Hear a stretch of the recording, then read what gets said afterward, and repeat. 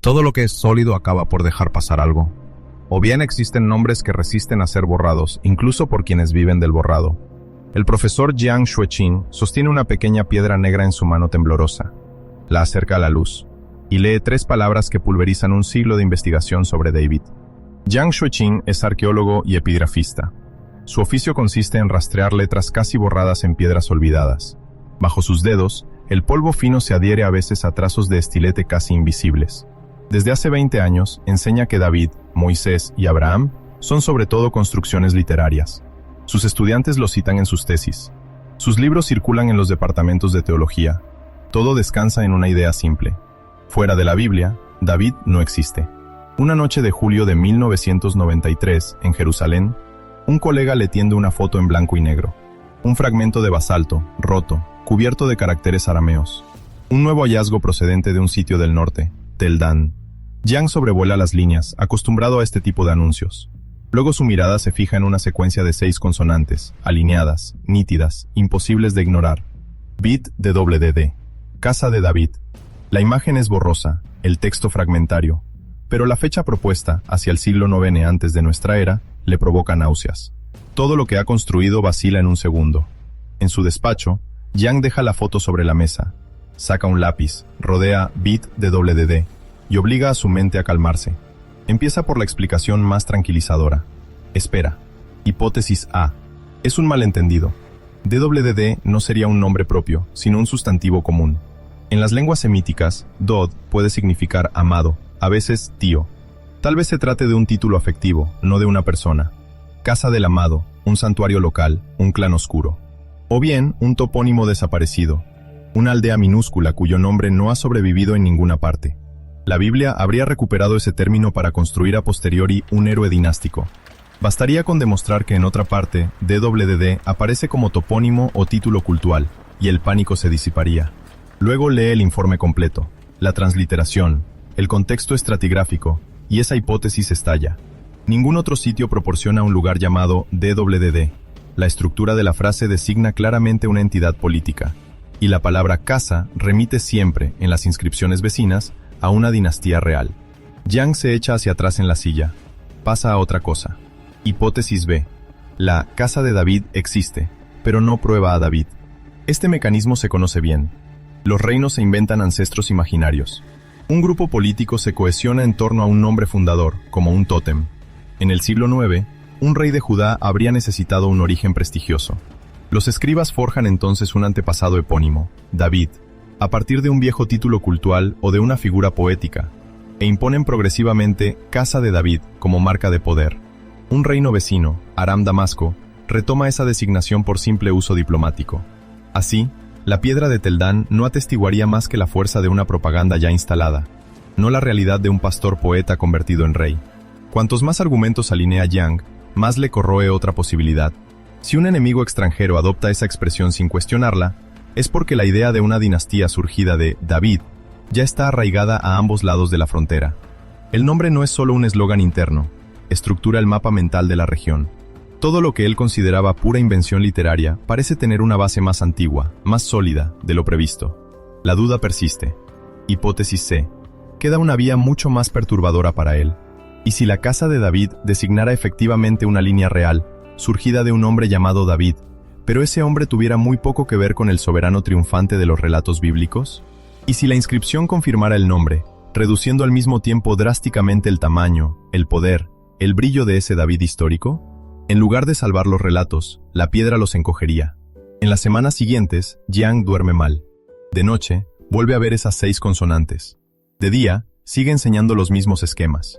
Monarquía unificada dudosa, ausencia de fuentes externas sobre David, construcción teológica tardía. Sus diapositivas no han cambiado. Él, sí. Decide ir a ver la estela de cerca. En Jerusalén, en la sala climatizada del museo, seguridad lo hace esperar.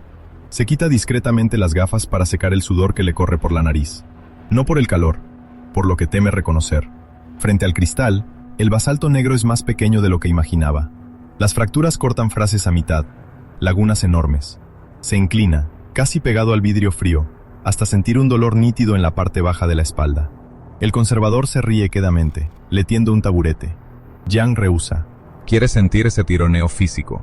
ese bloqueo en la columna, como si su cuerpo resistiera a lo que está grabado ahí. Breve silencio. Lee la línea. Bit DWD. Las letras son nítidas, trazadas con seguridad. Ninguna duda de lectura. No hay tinta moderna. Ninguna regrabación sospechosa. Ha estudiado suficientes falsificaciones como para reconocer las torpezas. Aquí, todo respira siglo IX. A su alrededor, grupos de visitantes leen la cartela. Primera mención extrabíblica posible de la casa de David. Susurran, sacan fotos, se marchan. Para ellos es una curiosidad. Para él es un muro. Ese muro no es ni la religión ni los creyentes. Tampoco es el miedo a dar la razón a corrientes conservadoras. Lo que no logra franquear es algo mucho más íntimo. Su propia teoría, pacientemente construida contra otra cosa que no fuera David. Toda su carrera se ha edificado en reacción a un discurso que consideraba ingenuo. La Biblia como reportaje histórico. Ha combatido esa visión con artículos, conferencias, repitiendo que sin fuentes contemporáneas había que suspender el juicio. La figura de David se había convertido para él en un símbolo. Probar su inexistencia era probar la necesidad del método crítico. Frente a la estela, se da cuenta de que su adversario ha cambiado. Ya no es un predicador, sino la propia piedra. Siente una tensión apretarle la garganta. El detalle que lo mata no es el nombre, es la banalidad del contexto. Un rey arameo se jacta de victorias, cita a un rey de Israel, a un rey de Judá, da gracias a su Dios. Nada milagroso, solo política, guerra, dinastías que se despedazan entre sí. Y en medio de esa prosa de vencedor, Casa de David aparece como si todo el mundo supiera de quién se trata. Nadie explica quién es David, nadie cuenta su vida. El nombre funciona ya como una evidencia compartida. Esa constatación lo bloquea más que una prueba deslumbrante. Si se tratara de un texto que confirmara al gigante Goliat o la toma de Jerusalén, podría clasificarlo en la categoría de propaganda, embellecimiento, relato. Pero aquí no tiene más que un nombre seco, desnudo, utilizado por un enemigo. No una historia que rechazar, un simple referente que aceptar o rodear. El tiempo pasa. Jiang intenta aferrarse a otra cosa. La ausencia de un palacio seguro en Jerusalén para la época supuesta de David, los debates sobre la cronología baja, los niveles de ocupación modestos de Judá. Reúne esos elementos como piedras para construir un dique interior. Si el reino era pequeño, quizá David no sea más que un jefe de clan engrandecido después. Ese pensamiento lo tranquiliza un momento. Luego el dolor de espalda regresa, punzante. Su teoría no estalla, se resquebraja lentamente, bajo el peso de un detalle demasiado preciso como para ignorarlo. En los coloquios a los que acude Jiang, un consenso se impone en pocas frases. La estela es auténtica, fechada en el siglo IX, y Casa de David designa con toda probabilidad una dinastía de Judá. Sin embargo, en las discusiones de pasillo, el debate se desplaza hacia un matiz inesperado. Sí, hay una dinastía así llamada, pero eso no dice casi nada sobre el tamaño real del reino, ni sobre la fidelidad de los relatos de Samuel. Y cuando sugiere que el propio nombre de David podría seguir siendo puramente simbólico, algunos colegas se cierran bruscamente. Aceptan reducir el reino, limitar su poder, pero se niegan a abrir la puerta a la idea de que su único anclaje epigráfico vuelva a ser absorbido por la incertidumbre.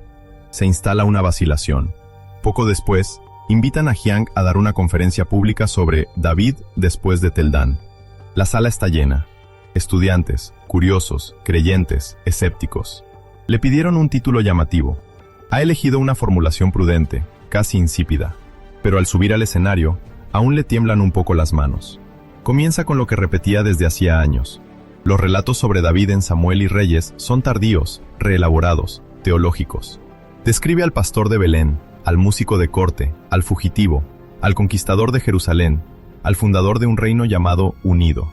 Recuerda la ausencia de documentos administrativos, la ausencia de archivos reales contemporáneos, la ausencia, antes de Tel Dan, de toda mención extrabíblica de ese nombre. Luego se detiene. Largo silencio. Proyecta la foto de la estela. Zoom sobre la línea. Se lee claramente. Bit DWD. Explica la lectura, sin énfasis. Muestra cómo la expresión Casa de X funciona en otros lugares para designar dinastías. Cómo, alrededor, el texto habla de un rey de Israel y de un rey de Judá. Cómo la cronología aproxima el conjunto a un contexto de conflictos entre Aram, Israel y Judá.